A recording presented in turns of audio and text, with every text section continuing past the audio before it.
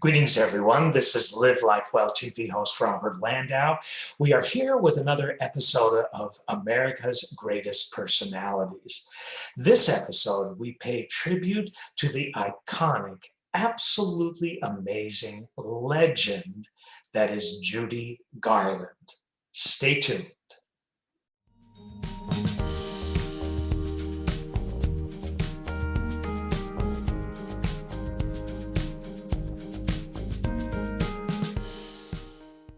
And we're back, and we want to start our tribute to Judy Garland with an actual letter that she wrote to a magazine at the time by the name of Modern Screen. And she wrote it for a specific reason back in November of 1950. She knew that this magazine had a huge readership, and many of those readers were her fans. She wrote this letter to her fans, and it was published in Modern Screen magazine back in 1950. And the letter goes like this. Dear friends, this is a thank you note. At a time when I've been gossip's victim and the target of 1,000 lies, you people have stood by me. I won't ever forget that. You've judged me not on the basis of headlines, rumor, or innuendo, but on my performances as an actress and entertainer. Ever since the release of my last picture, Summer Stock, thousands of you have had the kindness to write me.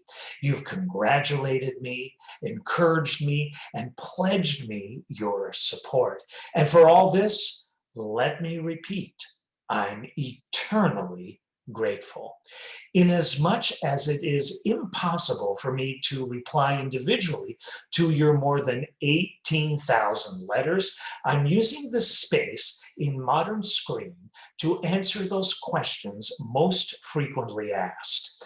I have a responsibility to you, friends, rather than let you be misguided by the flood of nonsense printed about me by reporters and uninformed writers who know none of the facts. I intend to fulfill my responsibility by telling you moviegoers the truth. I am not quitting motion pictures. Movies are my life's blood. I love making motion pictures and always have ever since I was a little girl. I do not intend, however, to make any films for the next 6 months. I'm just going to relax, take things easy, and regain my peace of mind.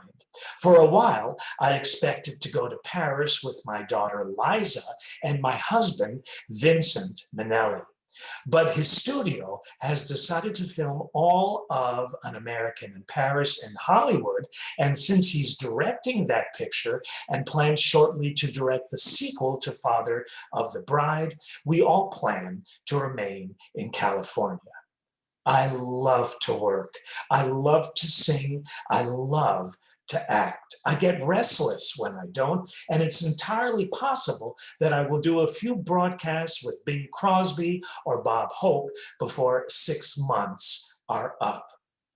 My health is fine. As I write this, I've just returned from a vacation in Sun Valley and Lake Tahoe. I'm suntanned, I weigh 110 pounds, and my outlook on things is joyful and optimistic. Many of you have written and asked what was wrong with me in the past. The honest answer is that I have suffered from a mild sort of inferiority complex. I used to work myself up into depressions, thought nobody really cared about me, no one outside of my family, that is. Why I should have ever have gotten depressed, I certainly don't know. You people have proved to me that I've got thousands of friends the world over, that you care about my welfare and my career. It's perfectly normal for people to have their ups and downs. I know that now, but a year or so ago, these depressions of mine used to worry me, and the more I worried about them, the lower I felt. Anyway, all of that is gone and done with. The slate of the past is wiped clean. Insofar as I'm concerned, the world is good, golden, and glorious. My best years and my best work lie ahead of me, and I am going to give them everything that I've got. A handful of stories have depicted me as the victim of stark tragedy, high drama, and all sorts of mysterious Hollywood meanderings. All that is bunk. Basically, I am still Judy Garland, a plain American girl from Grand Rapids, Minnesota, who's had a lot of good breaks, a few tough breaks, and who loves you with all her heart for your kindness and understanding that I am nothing more and nothing less. Thank you again, Judy Garland. How is it that a superstar, the likes of Judy Garland, could ever write such an open letter in a major magazine for all of the world to read? Remember, that was back in 1950 that issue came out, and in those days, no star ever did something like that. What would drive her to do something like that, and why? So with that in mind, let's take a look at the incredible life story of Judy Garland. And first, here are some interesting facts about Judy that you might not have known. Did you know that from the age of 2 till the age of 13, Judy performed in hundreds of vaudeville and radio shows with her older sisters? Did you know that all being Judy appeared in over 32 feature films? Did you know that she also starred in 30 of her own incredible television shows, received Emmy nominations, 10 of them for those appearances, and guest starred on a minimum of 30 other TV shows as well? Did you also know that between 1951 and 1969, Judy headlined in more than 1,100 theater, nightclub, and concert appearances? Did you know that Judy Garland won Broadway's coveted Tony Award for her amazing, iconic 19-week run at the Palace Theater in New York City?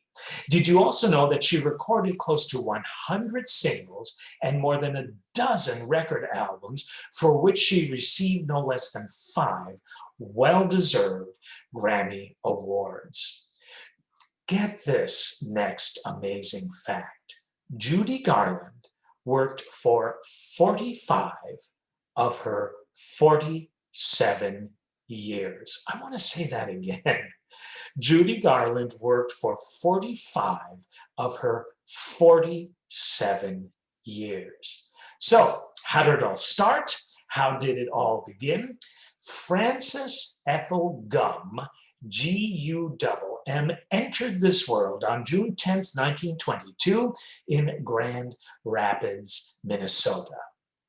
Her parents were former vaudeville performers who actually purchased a theater in Grand Rapids. So Judy had 2 sisters, Mary Jane and Dorothy Virginia. Frances Ethel Gumm, as she was known then, was the youngest of the 3. Because of that, they used to call her Baby Gumm. It wasn't until 1934 that Frances Ethel changed her name to Judy. Judy performed on stage for the very first time in December 26, 1924. And get this, she was only 2.5 years old. The occasion was a Christmas show at her parents' theater in Grand Rapids. She sang Jingle Bells and charmed the audience to no end. Of this event, Judy once said these words: stories. It was Christmas time, and there was a show at my dad's theater, and I was sitting on my grandmother's lap in the audience. My two sisters were on stage. They were all pros by then. They'd been appearing in the theater for years, and my grandmother pushed me off her lap at a certain point and said, "Go on, get up on the stage." So I went to my mother, who happened to be in the pit playing the piano, and I asked her if I could sing. And she said, "Not tonight, but next week." Anyway, we went home and she made me this beautiful white dress. And they taught me Jingle Bells to sing on the stage. And I remember going on stage and singing that song. And I'd run in a little circle, and everybody started to applaud as I continued to run in circles, as if to say their applause, meaning that I was doing a great job. I just stayed there and stayed there, and I sang one chorus after another that night. My mother was howling with laughter, but she kept on playing, and my father was in the wings saying, "Come on, get off." And I just fell in love with the lights and the music and the whole thing. I must have sung about 9 choruses. My father finally came out and got me over his shoulder, but I was still singing Jingle Bells all the way into the wings, and I was a big hit. So then it became the Gum Sisters. Actually, from that moment on, Judy would never leave the stage. She was part of it as much as it was a part of her. In 1926, the Gums would move to Lancaster, California, where once again her parents would purchase a local theater there. The 3 sisters would take acting and dancing lessons in the greater Los Angeles area. Their mother was their manager and booked the Gum Sisters anywhere and everywhere that she could. Theaters, nightclubs, and radio gigs were filling up their days and nights. It only took a few years for the Gum Sisters to build up a rather large local fan base. They were known as stars there. So what would be the next logical step for these sisters to take? Films, and that they did. In 1929, when Judy was 7, she and her sisters appeared in a short subject film by the name of Starlet Review. 3 Warner Brothers short subject films would follow. The act would continue as an act all the way till 1935, when Judy's oldest sister would get married. So it means to say, obviously, that the 3 were no longer. And at that point, Judy's mom decided to steer Judy towards a solo career in films. And we all know what happened with that. Judy's mom would arrange for auditions for Judy at every major Hollywood studio. In September of 1935, Judy had the great fortune to audition for MGM. And to their great fortune, she ended up signing a contract. And the song that she would choose for this auspicious occasion, "Zing Went the Strings of My Heart." Her starting salary with MGM was $100 a week, with options for no less than 7 years. Garland would end up making an amazing 31 major motion pictures for MGM. She became what was known as the Queen of Musicals, because she would appear in more movie musicals than any other actress in that day. Just about every film Judy would make for MGM would turn out to be a smash hit. Just about all of them would end up breaking box office records. But there was one film, and one film only, that would make Judy Garland a bona fide star. And I think you know what film that might have been: The Wizard of Oz. She was actually a star before that, but after that movie's premiere, she became instantly elevated to the status of a superstar. The Wizard of Oz, get this, has been seen by more people than any other film ever made. A truly amazing fact. A flower pot dancing munchkin in The Wizard of Oz had this to say about Judy. She was a typical high school girl, a typical teenager. She'd come on the set and call out, "Hi, gang, how are all of you?" And we felt so good because she recognized us. I think she got a bigger kick out of meeting us than we did out of meeting her. But she was underage at the time, and any underage kids had their 8-hour day divided for them. 4 hours for shooting a film, 3 hours for schooling, and 1 hour for recreation. So as soon as she was through with a scene, two people grabbed her and pushed her right into the classroom because every minute counted. And she was a big star by then, so they needed her for everything: wardrobe, photos, interviews, and she was just wonderful at everything. She was the all-American gal. If I were 6 feet tall, I'd want to marry her. There you go.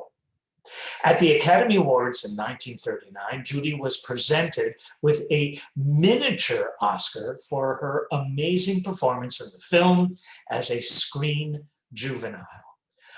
Less than a year after she signed with MGM, Garland would sign a recording contract with Decca Records. The first record Judy ever released was on June 12, 1936, just 2 days after her 14th birthday. The song was "Stompin' at the Savoy," and many more albums would follow for Decca and then more for Capitol Records. She would marry one of her recording session conductors by the name of David Rose on July 28, 1941. Judy is best remembered for all the films she made at MGM. With whom? The one and only Mickey Rooney, of course.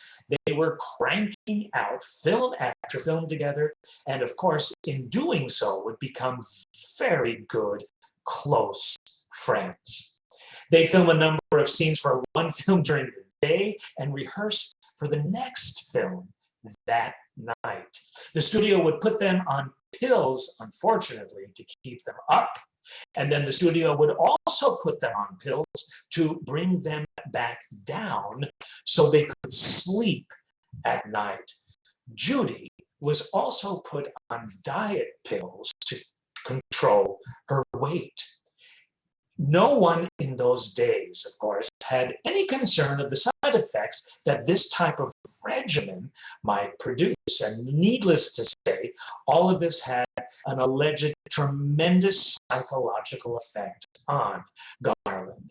She really felt that she wasn't good enough or pretty enough. Of his wonderful relationship with Judy Garland, Mickey Rooney has said this: "I don't think I knew how good Judy was until I ended up playing opposite her. Her timing was like that of a chronometer. She could deliver a comic line with just the right comic touch, or say a poignant line slowly enough for the poignancy to hit hard, but still stay short of schmaltz. She could turn on intensity as I could turn on intensity, memorize great chunks of script as I would, ad lib as I did too. Alone, she could take an ordinary scene and by sheer strength of her talent, make it a scene that people everywhere remember. When I was acting with an actress who was struggling, I played everything straight. Clown, fiddle with timing, ad lib, and you rattle a novice and end up ruining a scene. With Judy, it was the other way. We actually tried to rattle each other. Take a scene of tenderness where the script called for me to whisper something sweet. With a novice, I really would end up whispering something sweet. But with Judy, I might whisper, "Are you wearing a green garter belt today?" Then Judy, when it came time for her to whisper something to me, would hit back the same way. None of the things we said in those films would rival the lines of George Bernard Shaw. We were a couple of teenage kids proud of our talent and our poise, trying to make each other lose that poise on camera. I couldn't rattle Judy, and she couldn't rattle me. God, we had fun.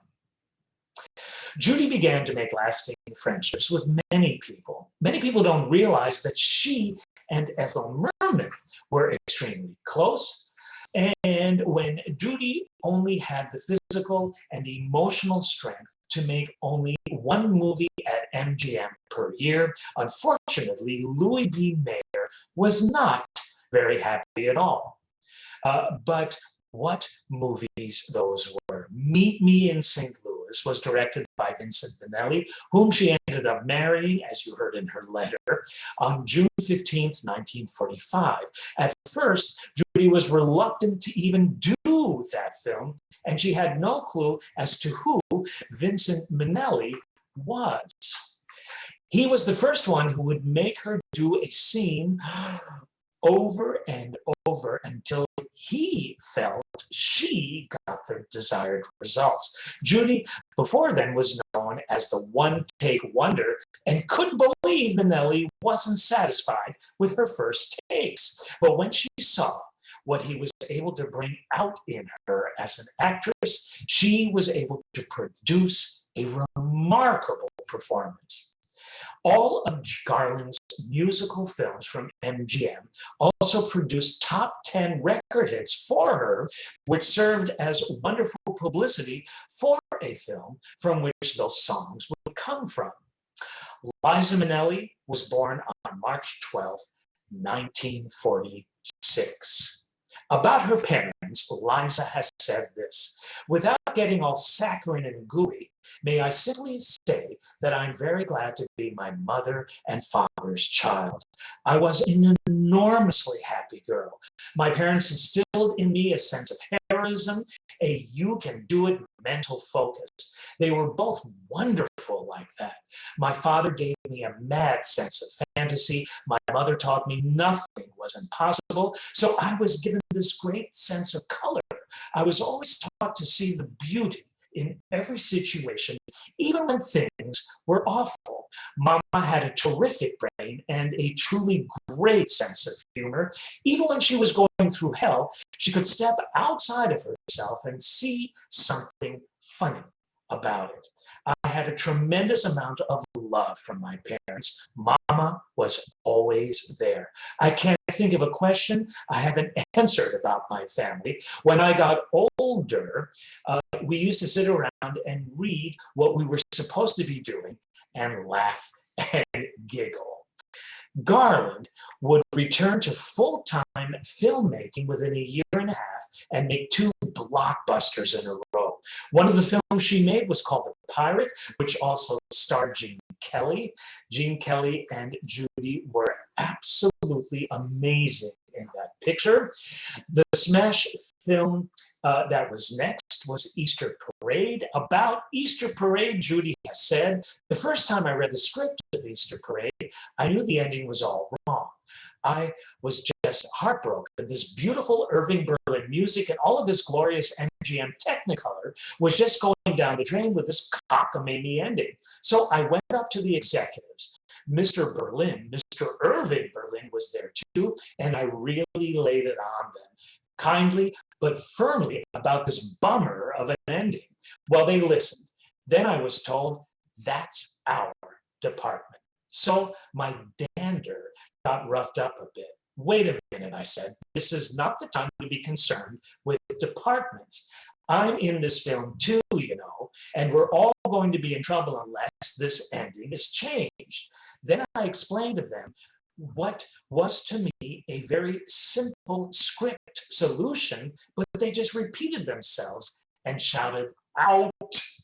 Well, Mr. Berlin had just stood there quietly, taking all of this in. Then he finally opened his mouth and said this: "That little girl happens to be right, you know. Her suggestions are exactly on the nose." They started to protest again, and this beautiful gentleman simply said, "We can do it her way, or you can do it without Irving Berlin." In a matter of hours, we had the new ending, and everybody was smiling again.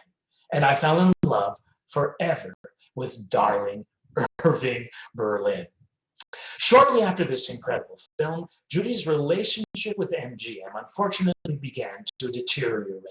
They felt that she was no longer able to keep up with the impossible schedule MGM insisted that she adhere to.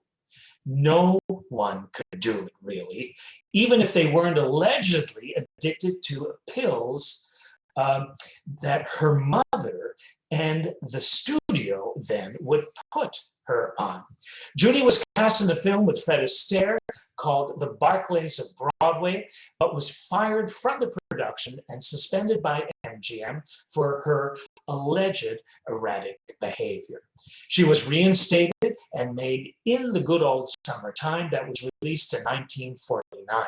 She was also supposed to make Annie Get Your Gun and started filming when she was fired and put on suspension by MGM for an unfortunate second time.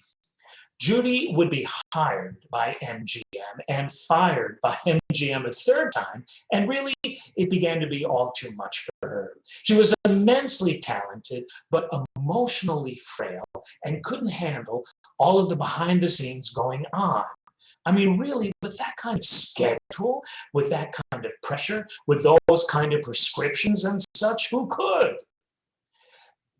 Just think about that for a minute, that immense pressure. None of these stars had an authentic and grounded, true life. None of them had a healthy life. The more popular you were in those days, the more pressure you had to be able to endure. Anyone would break under this pressure, and many did. Judy wasn't the only one.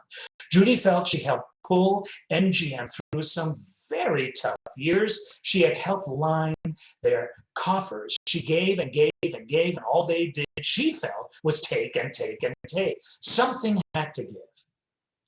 On July 17th, 1950, she made a suicide attempt that unfortunately made the papers. Instantly, her image changed from little innocent Dorothy, who was always in her teens in the eyes of the movie moguls, to that kind of a tragic Hollywood starlet, rapidly spinning out of control. MGM canceled her contract. Judy's marriage to Vincent Minnelli also hit the rocks, and Judy was once again alone. Heartbroken, but determined to go on, she wrote the letter that I read to you at the start of this presentation. So, what would she do now? The concert stage, the place where it all began for Judy and where she felt always most at home. The London Palladium asked her to appear for 4 glorious weeks in April of 1951. This was a major comeback for the great Judy Garland. When she got back to the USA, she played the Palace Theater in New York City. It was supposed to be a 4-week engagement, and as I said at the beginning of the presentation, it turned out to be an astounding 19-week engagement. Judy was given a special Tony Award for her work on the stage of the Palace Theater and would marry her manager, Sid Luft, on June 2nd, 1952. She would give birth to Lorna Luft on November 21st, 1952. Judy and Sid Luft would form a production company and signed on with Warner Brothers then.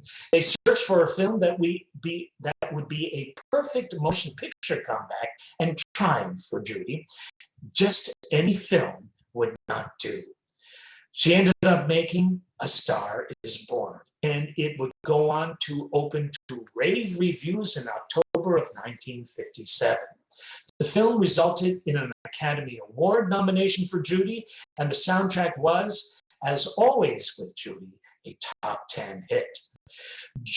Judy and Sid Luft would welcome Joey Luft into the world on March 29th, 1955. Judy would continue to perform live on stage on Broadway, Las Vegas, London, and the like. She would continue to release top 10 albums, one after the other. She would appear on TV and wow the crowd with her performances. In November of 1959, she was hospitalized for hepatitis. Her doctors insisted she give up performing in favor of her health, but she absolutely refused. Performing was her life. A knockout performance at the London Palladium would occur in August of 1960, followed by a sellout tour of Europe. She would take the stage at New York's Carnegie Hall and would end up recording a wonderful live two-record set of her legendary performance. The recording reached gold status within a year and won Grammy Awards for Album of the Year and Best Solo Performance by a Female. In 1961, she would make the film Judgment at Nuremberg, and more films would follow, culminating in the last film that she would ever make about a troubled singing star called I Could Go On Singing. The Judy Garland Show premiered on TV sets across the country on Sunday, September 29th, 1963. It was aired, unfortunately, at the same time of America's most highly rated show back in the day, Bonanza. Consequently, Judy's incredibly long-running TV show never had a chance to become a bona fide hit because most of America was watching what was happening on the Ponderosa Ranch. In 1964, Judy would do a sellout concert tour of the Far East, but she was often quite ill and would unfortunately end up canceling many of her sold-out performing dates. She then returned to the London Palladium and took the stage with Liza, who is now 18 years of age. About Judy, Whoopi Goldberg has said, when Judy sang, God spoke. Judy would tour the USA in 1965 and would marry actor Mark Herron on November 14th, 1965. Her divorce from Sid Luft wasn't settled. However, they were married by a Buddhist priest, so the validity of this marriage isn't exactly clear. She would divorce Herron in the year 1967. Judy would continue to wow people with her concerts. She would marry nightclub manager Mickey Deans in March of 1969. Shortly thereafter, she would embark on a tour of Scandinavia. Who would have guessed that these would be the last performances Judy Garland would ever grace the world with? 3 months after she returned from this tour, she would pass on due to an alleged overdose of barbiturates. The great Judy Garland was 47 years old when she passed. On the event of her passing, Earl Wilson, famous columnist for the New York Post, said, "Wherever she's gone, she'll get in." One of the many things people really don't know about this great lady was that she had a stupendous sense of humor, as Liza said earlier in this presentation. Judy once said, "I was born to sing and try to take people's minds off their troubles for a while, if I can." That, along with a wonderful sense of humor that helped her and us get through a lot of tough times, Judy certainly did what she could and then some. Judy brought so many things to so many that to this day absolutely adore her. She lived our highs and she lived our lows, as she did with hers as well. Someone who was so heartbreakingly honest, so very talented, so deep feeling, and so emotional, deserves a special place in heaven. And if she's there, she's probably singing, how incredibly sad that we can't hear her notes, her music, but we can, because so many of her albums are still available. So many of the songs that she recorded are still available. Go onto YouTube and look at some of the amazing clips from so many of her amazing films. Look at those amazing films. Also go onto YouTube and look at some of the wonderful interviews she did with Jack Parr and the like. Our world is a truly sadder place without the great Judy Garland in it, at least physically. But through her lasting legacy, we will never, ever forget the amazing Judy Garland. Thank you so much for joining me. This has been Robert Landau, Live Life Well TV host, with another episode of America's Greatest Personalities.